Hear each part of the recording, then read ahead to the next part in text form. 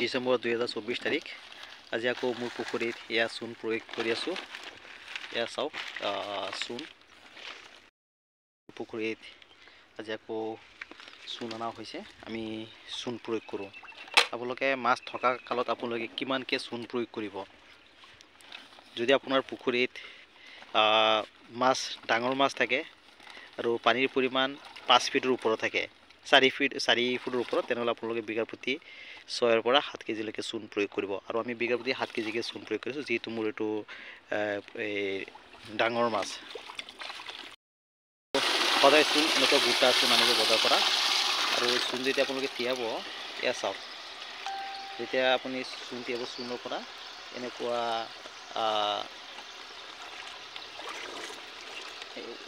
গোটা অৱস্থাত চূণ থাকিব। আৰু এটা চূণ আহে পাউডাৰ ফৰ্মত।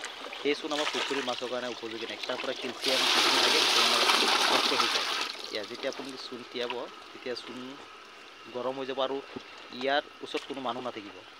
মানুহ থাকিলে মানুহ চকুৰ মুখে গৈ আমাক ক্ষতি বা সৰুভাৱে ক্ষতি কৰিব পাৰে।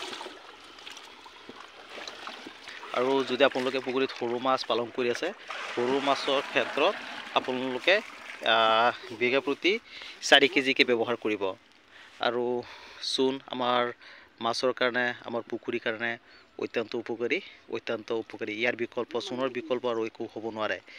আমি যে পুখুৰীত চূণ আমি কিয় ব্যৱহাৰ কৰিম? চূণ আমি আমাৰ পুখুৰীত কেতিয়াবা পুখুৰীত যে মাছক আমি খাদ্য প্ৰয়োগ কৰি থাকোঁ, খাদ্য দি থাকোঁ, সেই খাদ্য খোৱাৰ ফলত মাছৰ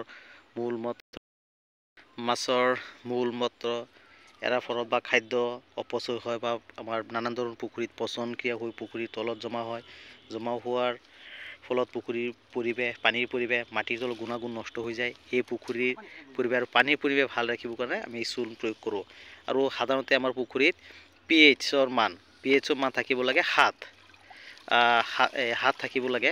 আৰু যিহেতু আমাৰ অসমৰ মাটিত pH সদায় থাকে 5 পৰা 6 থাকে, আৰু আমাৰ মাছৰ কাৰণে উপযোগী হ'ল 7। আৰু আমাৰ 7 পৰা 8 থাকিলে মাছৰ কাৰণে উপকাৰী। আৰু মাছৰ বৃদ্ধি, মাছৰ যথেষ্ট পৰিমাণে কেলছিয়াম, মাছৰ কালাৰৰ পৰা আৰম্ভ কৰি মাছৰ বেমাৰ আজাৰ নোহোৱা হয়। আৰু যিহেতু আমাৰ পুখুৰীত pH-ৰ মান সদায় 6 থাকে, সেইকাৰণে আমি চূণ প্ৰয়োগ কৰোঁ। pH-ৰ মান ঠিক ৰাখিবলৈ। আৰু pH-ৰ মান আপোনাৰ পুখুৰীত যেতিয়া ঠিক থাকিব, তেতিয়া মাছৰ নানান ধৰণৰ বেমাৰ আজাৰ নহয়। পৰজীৱী বেক্টেৰিয়াই সহজতে মাছক আক্ৰমণ কৰিব নোৱাৰে, আৰ্গোলাছ হ'ব নোৱাৰে। মাছৰ উকণি আদি নানান ধৰণৰ সমস্যাৰ পৰা মানে হাত সাৰি থাকিব পাৰে। আপোনালোকে এটা বস্তু সকলোৱে নিশ্চয় আপোনালোকে দেখা পাইছে, যেতিয়া আমি বজাৰত মাছ বিক্ৰী কৰিবৰ কাৰণে লৈ যাওঁ, মাছৰ ঘা ৰঙা হৈ যায়, বুকু ৰঙা হৈ যায়, বা মাছ মৰি যায়। আৰু সেইটো হ'ল আমাৰ কেলছিয়াম, মাছত যথেষ্ট পৰিমাণে কেলছিয়াম কম থাকে। মাছৰ কেলছিয়াম কম থকাৰ ফলত তেনেকুৱা হয়। আৰু চূণ হ'ল মাছৰ কেলছিয়ামৰ পূৰণ কৰিব পৰা আটাইতকৈ উপযোগী যিটো বস্তু, এইটো হ'ল চূণ। সেয়া হ'ল আমাৰ চূণ আপোনালোকে যেতিয়া পুখুৰীত প্ৰয়োগ কৰিব, তাৰ পৰা চূণৰ পৰা মাছে যথেষ্ট পৰিমাণে কেলছিয়াম, pH যেতিয়া ঠিক হ'ব, তেতিয়া মাছে যথেষ্ট পৰিমাণে তাৰ পৰা কেলছিয়াম পাব। আৰু মাছৰ স্বাস্থ্য আৰু মাছৰ কাৰণে বহুত উপকাৰী বস্তু। আপোনালোকে নিয়মিতভাৱে চূণ প্ৰয়োগ কৰক। চূণৰ বিকল্প আপোনালোকে কেতিয়াও শেষ কৰিব নোৱাৰে। চূণৰ বিকল্প আৰু একো হ'ব নোৱাৰে। আৰু ইয়াৰ উপকাৰী গুণগত বহুত উপকাৰ।